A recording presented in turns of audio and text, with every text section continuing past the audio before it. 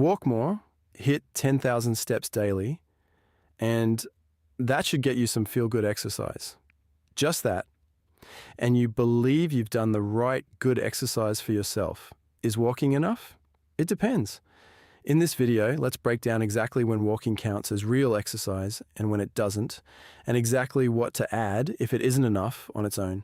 Because if you think walking alone checks all the boxes, you're missing critical pieces. Let's get into it. First, let's understand what happens when you walk regularly. The benefits are real and significant. A simple walk after lunch can lift your mood and calm the anxiety left over from a heated discussion earlier in the management meeting. Walking, especially when you pick up the pace, gets those feel-good endorphins flowing and reduces cortisol, the stress hormone. This happens fast. It's one of the most immediate benefits you'll feel. A few weeks in, walking fires up muscles in your legs, torso, and back. Your body adapts by remodeling blood vessels to pump more oxygen where it's needed. Your heart gets better at its job too. Keep this up for a few months. Lower blood pressure, less chance of heart attacks and strokes. This is where walking earns its reputation. Your heart actually gets stronger, not just healthier, whatever that means. Here's a piece that rarely comes up. Every step you take puts load through your skeleton, and bone responds to that load by getting denser, pulling in more calcium and more minerals, building itself up over the years. Someone who's walked consistently for a decade is carrying noticeably stronger bones than someone who's spent that same decade in a chair, quietly wondering why their lower back complains all the time. The payoff compounds from there. Consistent walkers tend to manage their weight more easily, cut their risk of type 2 diabetes substantially, see lower rates across several types of cancer, and hold on to sharper cognitive function. Later in life, walking is genuinely tied to a real reduction in dementia risk. None of this is minor. Walking is so accessible, and it scales to nearly any age or ability. Research suggests any increase in how much you move helps, and it doesn't need to happen in one block. Commuting on foot, hauling groceries, catching up with a friend on a walk, it all counts and it all stacks up. If you want to attain 10,000 steps, it is a lot more achievable than you think. And if you're currently inactive, under about 5,000 steps a day, walking is unquestionably real exercise for you, no asterisk needed.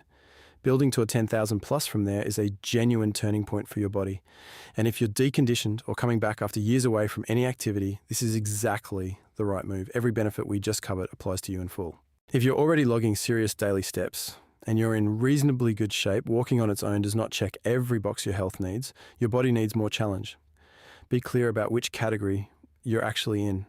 Walking won't build meaningful muscle. It won't push your cardiovascular system hard once you're already fit.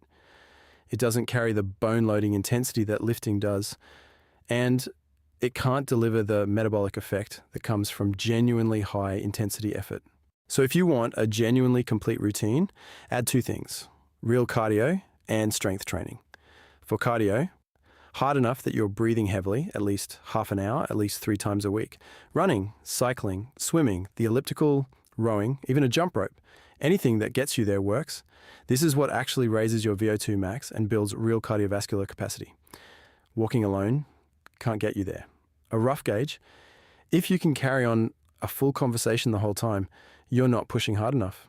If jumping straight into running feels like too big a leap from walking, there's an easier bridge. I've got a full video on a method called IWT, interval walking training, a method from Japan that can help beginners ease into more cardio walking. Please check it out.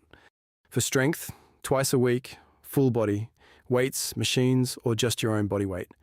This is what builds and holds onto muscle as you age, keeps your bones dense in a way even walking can't match, and protects you from becoming frail and losing your independence later in life. Walking is fantastic. It's not enough as an exercise for everyone. Daily steps plus hard cardio plus lifting weights. Walking is your foundation. Build on it. Comment below and tell me which piece you're actually missing: cardio or strength. Let's figure out your next step. Train smarter, not harder. Thanks for watching.